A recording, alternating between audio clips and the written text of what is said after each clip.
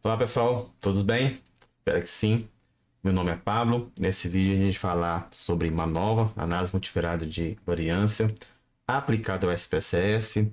Dá uma olhada no vídeo acima aí, porque esse é o segundo de uma série em que no primeiro eu apresento o caso, certo? É um artigo nosso publicado no Congresso. Infelizmente não vou deixar os dados disponíveis ainda para vocês replicarem. Quando sair a publicação na revista, eu vou deixar aí na descrição os dados, as referências. Por enquanto, dá uma olhadinha no vídeo aí da apresentação do caso. Para vocês, né, simplesmente replicarem com tudo x e y, mas entender o que é o x, o que é o y, certo? E eu vou, né, no começo do vídeo agora, fazer uma contextualização um pouco da técnica, certo? E apresentar algumas dicas de leitura para vocês também. E eu quero fazer outros vídeos na sequência, executando essa mesma aplicação em outros softwares. Beleza? Vamos para o vídeo então.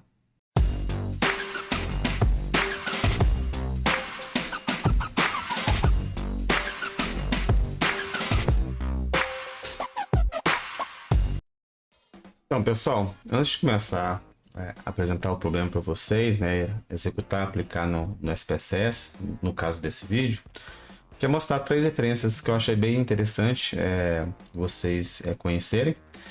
O primeiro é que faz uma abordagem bem tranquila, bem simples, né? De como e em quais situações nós devemos aplicar a nova. Todas essas referências, viu, pessoal? Eu vou deixar aí no link, né? Então não precisa se preocupar. Esse aqui é um artigo de um blog bem recomendado, já vi muita gente recomendando ele, e eu fiz uma leitura dele e realmente é bem interessante. A ideia é que a gente não deve usar a nova como a gente estivesse usando partes de um experimento univariado, mas simplesmente quando você quer realmente, efetivamente capturar as diferenças entre as relações, certo? Então, o nome já é sugestivo do título, né? Os benefícios e quando você deve usar. Então, mostra aqui, né? Fazer um breve resumo, é claro, que você tendo duas ANOVAs individuais, talvez você não consiga capturar a diferença entre os grupos. Mas quando você coloca duas variáveis que teoricamente são relacionadas, você consegue captar, né, a partir das diferenças, né, aumentando o poder da análise, a partir da relação que existe entre as VDs, as variáveis dependentes, capturar as diferenças, certo? Então essa que é a ideia do pequeno e breve artigo aqui, eu recomendo bastante, tá? A leitura bem tranquila, rapidinha. Outros são dois artigos, né? As referências seguintes aí são dois artigos, então foram publicados, né? Avaliados por pares, enfim. Então talvez tenha mais consistência. Um coloca, né? Será que o tempo da manova já deu? O artigo aí do Wang é recente, né? 2019. Será que o tempo da manova já deu? E ele discute aí a aplicação da manova não apenas no contexto univariado. Não devemos aplicar manova quando a gente está preocupado simplesmente com a diferença entre os grupos. Se for assim, pode fazer uma nova univariada, pode fazer um teste T, uma regressão e fazer o ajuste depois lá do Ferroni e tantos outros ajustes que existem. Talvez você vai ganhar mais. Por quê? Porque no final das contas a interpretação da nova é bem mais complicada do que as outras técnicas univariadas. E também, se você estiver usando variáveis latentes, é melhor de repente usar 100. É o nosso caso aqui, inclusive. Então, gostei desse artigo aqui porque ele alertou sobre uma situação que nós temos, que é a nossa presente aplicação. Então, fica essa dica aí, fica essa importante contextualização. E, né, no fundo, ele é bem crítico lá na conclusão em relação à utilização da nova, como a gente pode ver aqui. No fim, ele coloca que parece que se utilizou e se utiliza ainda a nova por questões mais históricas e faz uma colocação, né, de uma referência do Hancock 2019 aqui. Bem, vamos dizer assim, forte para a nova, né? Ele coloca aqui, ó, eu não sei qual que é a pergunta, mas a resposta quase nunca é a manova, certo? Então, sim, compensa dar uma leitura aqui de uma forma mais crítica sobre a aplicação da manova, né? Eu, particularmente, concordo em partes aqui. No nosso caso, na área de educação, psicologia, enfim, que utilizamos muitas variáveis latentes, talvez não a melhor técnica a se aplicar a manobra. Existem outras mais flexíveis. E é o que traduz a mensagem aí do artigo. O outro é um ensino, viu, gente? É bem interessante esse artigo aqui. Ele coloca aí as diferenças entre uma nova e a nova, né? E também coloca algumas questões desse artigo anterior nosso, né? Esse aqui é o artigo do Ozaki Grace, lá, na verdade, né? É Grace Ozaki 2008, um pouco mais antigo. Mas é bem didático, certo? É um artigo bem didático que coloca essas diferenças entre uma nova e a nova. E também ele coloca algumas questões anteriores de forma a fazer uma aplicação verdadeiramente multivariada da técnica. Não simplesmente você ter um problema que poderia ser resolvido de forma univariada e usar a manobra, ok? E ele discute esse exemplo, vou abrir o artigo aqui, né? Ele discute esse exemplo aplicado no SPSS, certo? Aplica no SPSS, depois mostra como você deve referenciar, citar e apresentar os resultados no formato APA, né? No formato APA, se você aplicou e utilizou a nova no seu artigo, beleza? Então fica a dica aí, inclusive eu coloco, né? Se não me engano aqui, deixa eu ver. Ele coloca aqui os outputs bonitinhos, né? E até mesmo as telas da SPSS. Não, esse artigo aqui é outro. Ele coloca no final, se não me engano, a sintaxe do SPSS. Quer ver? Ele coloca a sintaxe lá na SPSS de que ele utilizou para executar as análises. Então, bem interessante, recomendo. Talvez um dos mais didáticos que eu achei aí. Materiais, né? Vários materiais. É óbvio que muitos livros de análise multivariada tem um capítulo lá próprio, uma nova, enfim, muitos didáticos. Existe lá o livro Estatística sem Matemática, Psicologia, enfim. Tem o livro do Enfield, né? Também que é muito bom, enfim. Mas eu falo de algo disponível, gratuito, que você pode baixar aí, que estão esses artigos todos, estão todos nas referências, beleza? Então vamos para o caso e depois para a aplicação. Pessoal, então explicando rapidamente o caso, porque de uma forma mais detalhada você pode ver no vídeo aí acima, no card. Nós temos aqui então uma situação em que eu tenho 4 variáveis dependentes. Em tese, essas variáveis têm correlação, por quê? Porque são subescalas de uma escala maior. Então nós temos aqui 4 subescalas, 4 construtos que são oriundos da escala de significado do dinheiro. Então eu espero sim, né, que exista uma correlação entre altruísmo e harmonia, ok? Altruísmo e conflito. Então a forma correta de representar esse diagrama seria dessa forma, né? Teríamos que colocar aí essas setas bidirecionais representando a correlação que existe entre esses construtos, altruísmo e desigualdade, e consequentemente também harmonia e conflito, harmonia e desigualdade, conflito e desigualdade, enfim. Então o jeito correto mesmo de representar aí seria dessa forma. Então a ideia é você utilizar um único teste, uma única análise, considerando tudo isso aqui ao mesmo tempo, certo? Então, simultaneamente, as 4 variáveis dependentes, 1, 2, 3, 4, serão colocadas em xeque no mesmo teste contra as variáveis independentes, que aqui é gênero, sexo, ciclo de vida, que é a idade, raça, estado civil, religião, escolaridade, renda.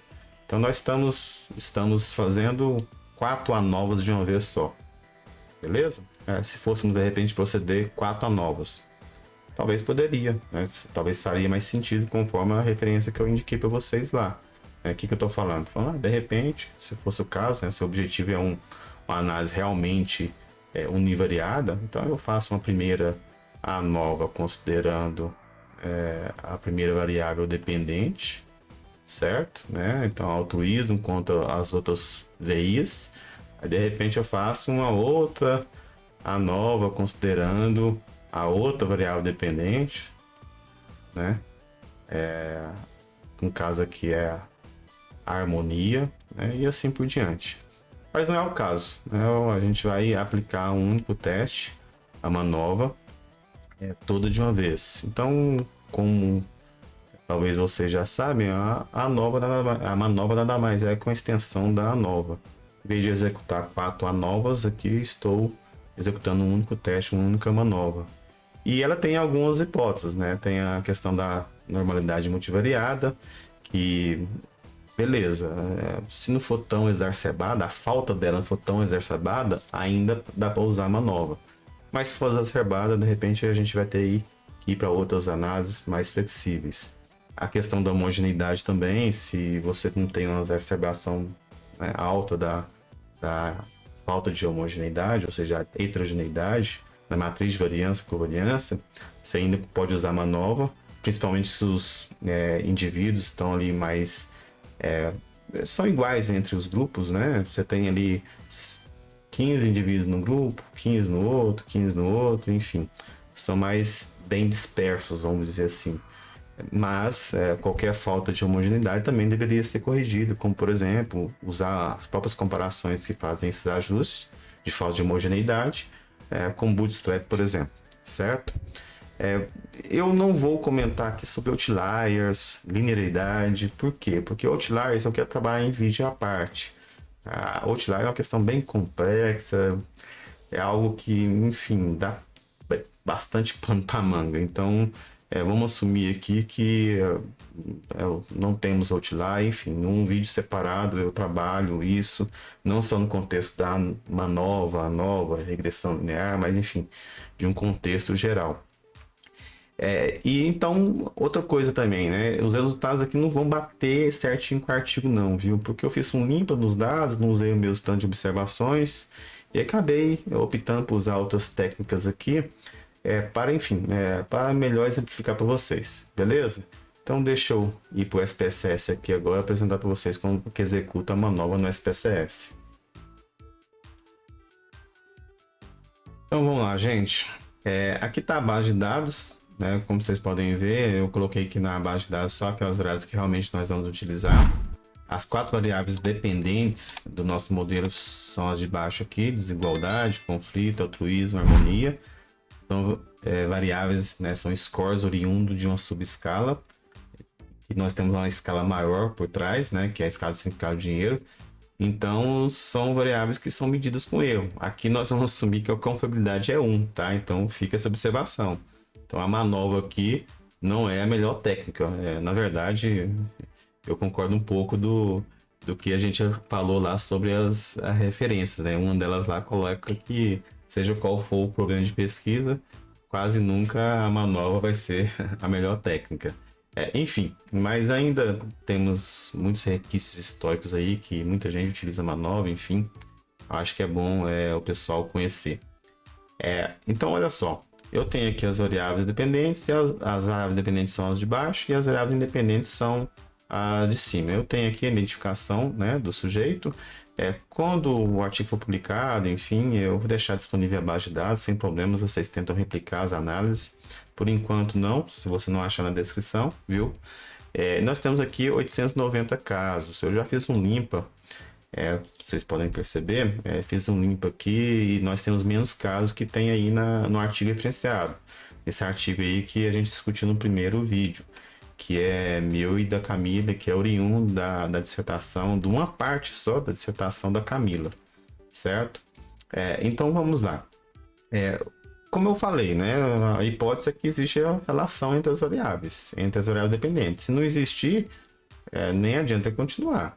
Então a gente sabe que existe do ponto de vista teórico, porque são 4 subescalas oriundas de uma escala maior, que a gente acha que tem relação.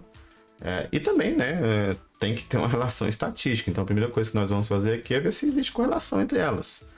Vamos aqui na correlação e fazer uma análise de correlação entre essas 4 variáveis dependentes. Então nós vemos aqui, né, em correlação bivariadas, né? Analyze, quase sempre as análises são aqui, né? Correlação e correlação bivariada.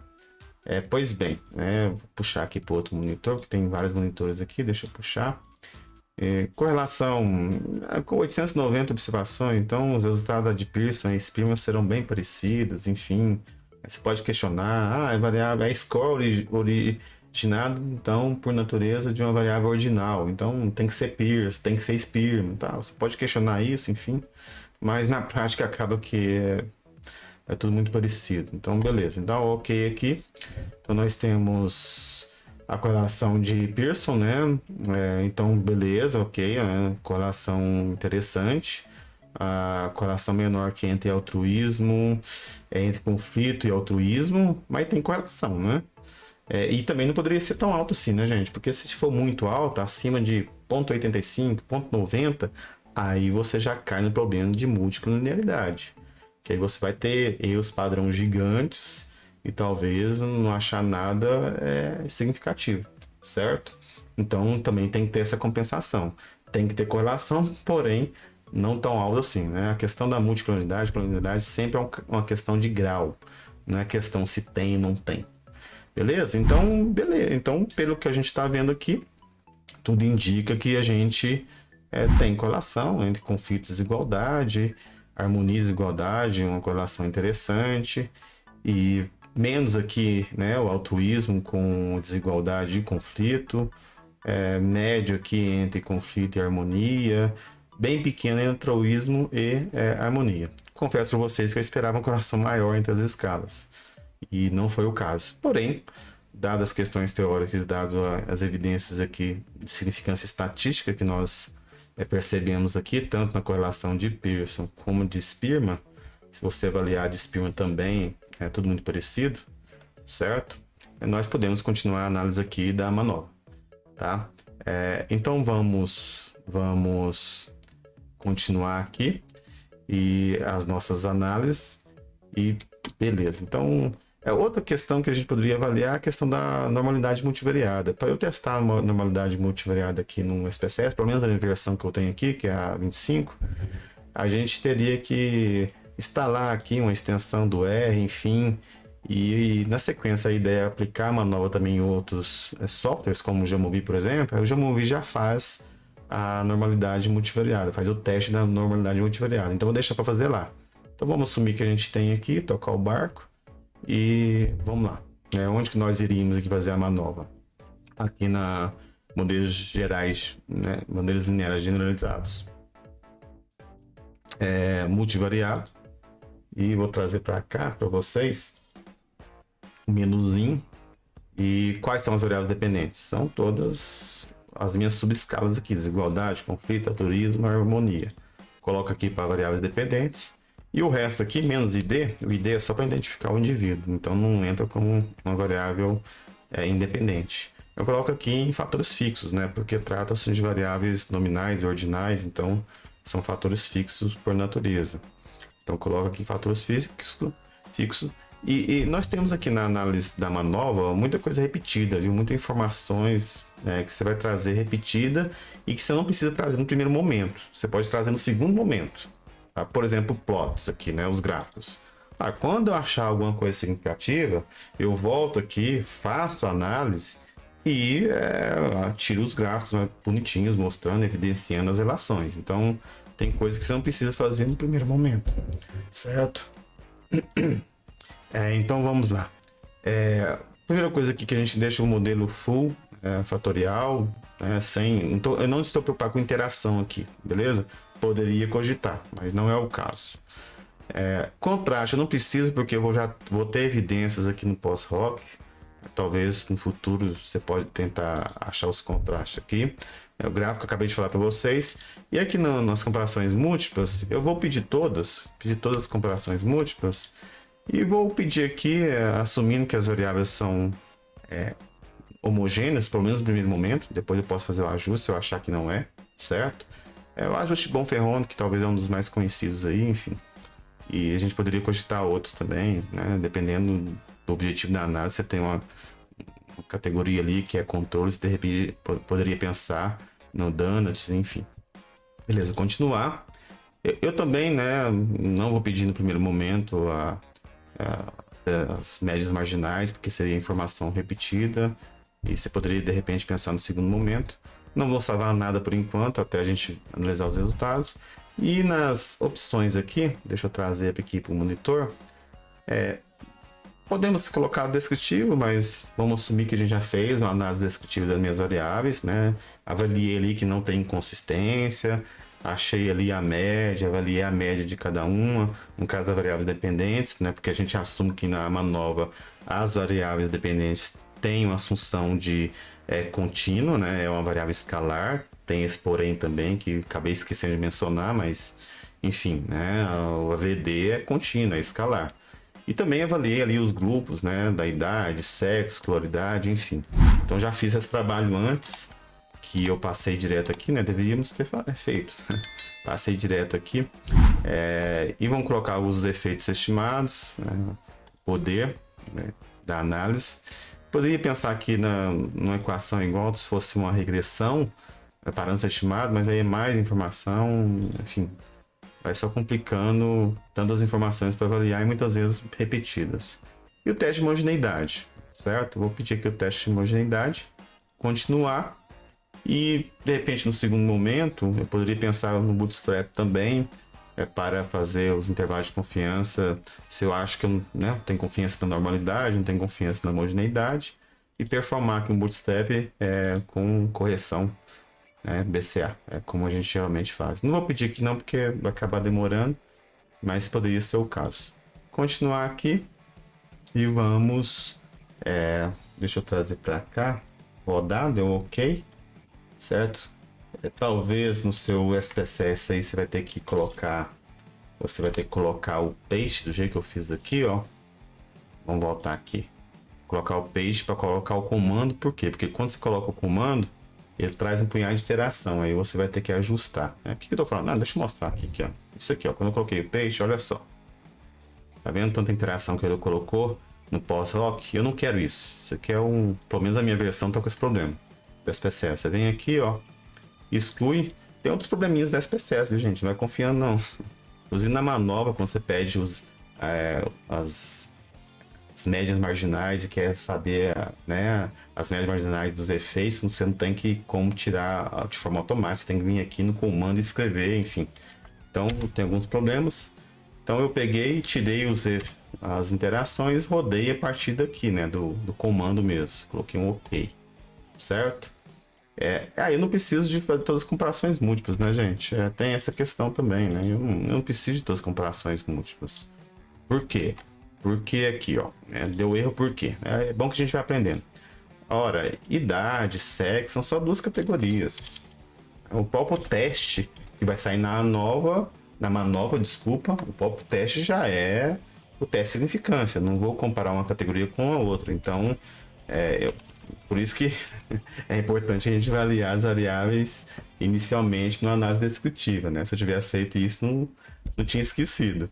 Então, as únicas variáveis que têm 3 ou mais categorias aqui são escolaridade, estado civil, religião, prática é só 2, sim e não, cor, branca e não branca, e renda familiar. Então não precisava de tudo isso aqui. Então aí eu posso rodar novamente, aí sim não vai sair aqueles erros, aqueles warning lá, né? Aqueles cuidados que nós estávamos ali. Beleza, então aqui os resultados, vamos avaliá-los aqui com calma. Então nós temos aqui a quantidade de observações por cada uma das categorias, das variáveis que nós incluímos. Como eu falei, né? Idade, sexo são só duas categorias. Estado civil, se é praticante ou não da religião, e cor também são só duas categorias, então não precisaria um pós-hoc, uma comparação múltipla posterior. E aí nós temos a avaliação dos N de cada grupo. E aí nós temos no primeiro momento o nosso teste de homogeneidade aí da matriz de variância e covariância. Queremos que seja não significativo, viu, gente? Então a 5%, ok, né? A 5%, belezinha. É o que eu esperava, o que eu quero. Então, talvez problemas de homogeneidade aí de variância e covariância eu não vou ter. Mas vamos continuar. Lembrando que faltou aqui a normalidade. Vamos deixar para a gente testar em outro vídeo, em outro software. Porque, pelo menos na minha versão da SPSS aqui, não é tão simples assim. E eu quero não delongar tanto assim nesse vídeo. Então, beleza. Então, seguindo aqui na sequência, né? O que nós podemos considerar mais? Vamos lá. Então, aí nós temos o teste efetivo da manobra, que talvez é o principal. Nós muitas vezes vamos parar por aqui. Uma vez eu não achei significância, eu não devo nem continuar. Essa que é a ideia, já que é um teste multivariado. Então vamos lá, vamos avaliar aqui todos esses resultados. O fato de o F ser muito alto aqui pelo intercepto, tanto um teste pilar como o Wilks, Rotlin e o ROI, indica problema, né, gente? Porque muita coisa está sendo explicada aqui, talvez pela média, né, e não pelas variáveis de interesse. Enfim, o problema que eu falo é que talvez não vou achar muita coisa significativa do jeito que eu esperava. E outra coisa, não vamos avaliar as outras variáveis, os outros testes, não, né? Então não precisa avaliar o Wilks de lambda, o Rotlin e o Royce. Tem condições que eles são melhores, mas de uma forma geral, o que a literatura coloca? De uma forma geral, a literatura coloca que o traço de pilar ele é mais robusto em relação à falta de normalidade. Né? Como a gente não testou aqui, vamos confiar, né, que quase sempre não é normal, quase sempre os dados não são normais. Então, como a gente não testou, vamos confiar mais nele, né, devido a essa robustez que a literatura coloca. E até mesmo a falta de homogeneidade ele é mais robusto, certo? Então vamos olhar para o traço de pilar aqui. Beleza, então o que eu tenho? Nesse estudo especificamente, eu estava mais preocupado com a idade, que seria o ciclo de vida, e sexo, gênero, que a literatura coloca lá as diferenças do significado de vida conforme a idade e o gênero. Infelizmente, como vocês podem perceber aqui, né, vamos colocar o p-valor aqui, né? Infelizmente, olhando pelo p-valor aqui, tanto idade como sexo não são significativos. Então, talvez, se você não estivesse preocupado com as outras variáveis, você poderia parar seu estudo por aqui e colocar suas justificativas. Mas, enquanto exercícios, né, vamos seguir na frente aí outras análises. Beleza, então, eu olhando aqui o traço de pilar, vamos lá, como eu falei, né, pelo traço de pilar, aqui são bem precisos, os resultados são os mesmos. Então, não é significativo, não é significativo, então poderia morrer por aí o trabalho. E qual que foi? Vamos ver aqui, ó, qual que foi. O que foi significativo aqui, ó, a escolaridade foi significativo. Então, como a gente pode ver aqui, o traço de pilar, então existe diferença entre alguma das 4 variáveis dependentes, não sei qual, não avaliei, vou avaliar na sequência. Então, eu posso olhar agora para a escolaridade, para saber onde que estão as diferenças. Estado civil, não, né, como a gente pode ver aqui, né, então não. Religião, gente, né, religião, ponto 5, vamos dar uma olhadinha lá, né. Quase, a ponto 0,5, ponto 051, então vamos dar uma olhadinha na religião, certo? E se pratica ou não religião, aí sim, né, como a gente pode ver. Se pratica ou não religião, então já sei que tem diferença em alguma das 4 variáveis dependentes, que é lá altruísmo, conflito, desigualdade e assim por diante. E vamos ver aqui na sequência o que tem mais diferença. Acabou, né? E renda não. Cor também não. Então vamos fazer o seguinte, vamos dar uma olhadinha na sequência para escolaridade. Vamos dar uma olhadinha na sequência para religião. Quase foi aqui. E para se pratica ou não religião. Isso aqui eu não tenho comparação múltipla. Aliás, se pratica ou não religião não tem comparação múltipla, porque são só 2 categorias, sim e não. Agora, religião tem. Religião tem, são mais de 2 categorias. Escolaridade também. Então a gente pode dar uma olhadinha para lá. E as outras não foram significativas, então em tese eu não tenho que olhar para elas. Certo? Parou por aí. Se você quer usou a manobra para justamente dirimir a questão do erro do tipo 1, então você tem que parar por aí. Então você já fez todas as comparações necessárias a partir do traço de pilar. Beleza, então vou olhar aqui na sequência o que aconteceu. Então, beleza. O teste de homogeneidade passou aqui para altruísmo, harmonia e desigualdade de conflito não passou, mas pelo F aqui, há indícios que a falta de homogeneidade não é tão grande assim, certo? E talvez o pilar possa ser robusto. nesse sentido, mas é óbvio que de repente posso rodar essa análise novamente por Bootstrap, por exemplo. Então vamos assumir aqui que a falta de homogeneidade não vai ser tão problema assim, tá? Ok, aí, e agora vamos olhar para o que interessa, né? Então, agora especificamente em relação às variáveis. Onde que está a diferença em relação a... Vamos colocar aqui mais para baixo. Bom, onde está efetivamente a diferença em relação à escolaridade? É que a gente viu lá, foi religião e prática, né? Ora, opa, vamos colocar aqui onde que está o P. O P está nessa coluna aqui, né? Vamos colocar aqui. O P está nessa coluna aqui. Beleza. Então, já que o P está nessa coluna, então vamos olhar o P-valor aqui. Trazer mais para baixo. Escolaridade, belezinha. Então, P está aqui nessa coluna. Então, vamos olhar para a escolaridade, religião e se pratica ou não religião. Ora, em relação à escolaridade, temos diferença em relação à desigualdade, né? Olha aqui o P-valor.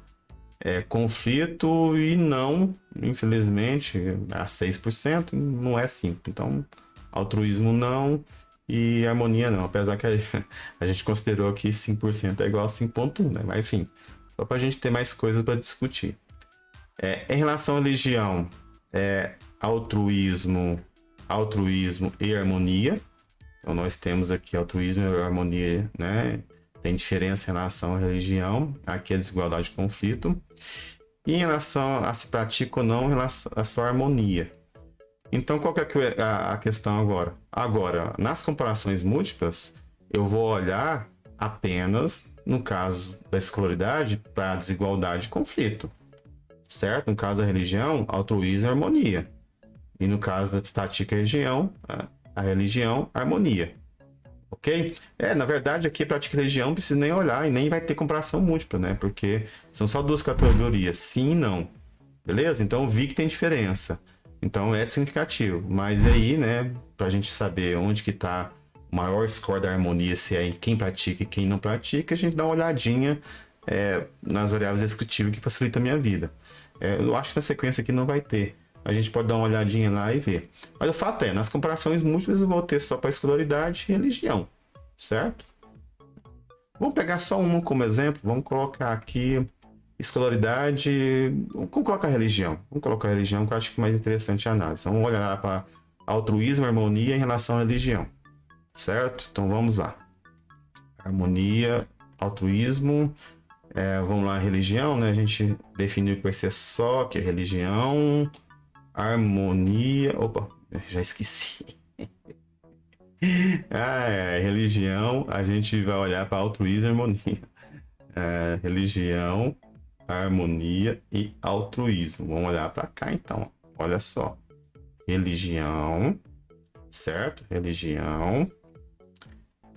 Vamos lá para baixo. Harmonia. Harmonia, né? E altruísmo. Onde estão as diferenças? Ora, aqui é o SIG, né? Imagino que aqui, acho que essa coluninha aqui é o SIG, que é o P-valor. Certo? Onde estão as diferenças? Comparando católico com evangélico. Tem diferença, certo? Tá aqui a significância. Católico com outros e católico com religião não tem diferença, só o P-valor, não significativo. E é óbvio que tem coisa que vai ser redundante, né? Quando eu jogo de novo evangélica com católico é a mesma coisa, claro que a diferença é a mesma aqui, ó. A diferença é 0,29.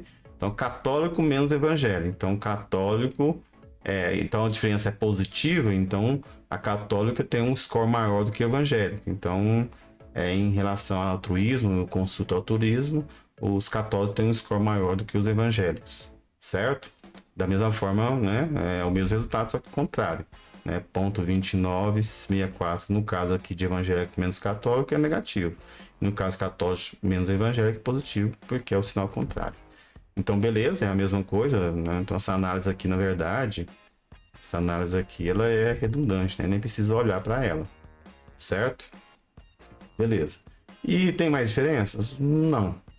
A diferença que eu encontrei em relação ao altruísmo é católico e evangélico. Em relação à harmonia. Em relação à harmonia, Temos católico com evangelho mais uma vez, tá aqui. O sig aqui é abaixo de 0,05, certo? E mais uma vez é positivo, então quer dizer que o score da harmonia dos católicos é maior do que os evangélicos, mas também tem relação a sem religião, né? Então, relação sem religião que é abaixo de 0,05. Então, existe uma diferença de católico e evangélico, católico sem religião. No caso aqui, o sem religião tem um score menor na harmonia do que os católicos. E a religião aqui e católica a gente já analisou. Outras... tem também diferença de outras e sem religião. Certo? Então, quem tem outras religiões tem um score menor de quem tem sem religião no construto harmonia. É o que a gente pôde ver aqui. Então, como a gente viu, parece que sem religião tem diferença com todas, né? Então, a grande questão aqui eu acho que é sem religião. Então, sem religião tem um score maior na harmonia do que católico, do que evangélico e do que outras religiões. Mas existe diferença também entre católico e evangélico, certo?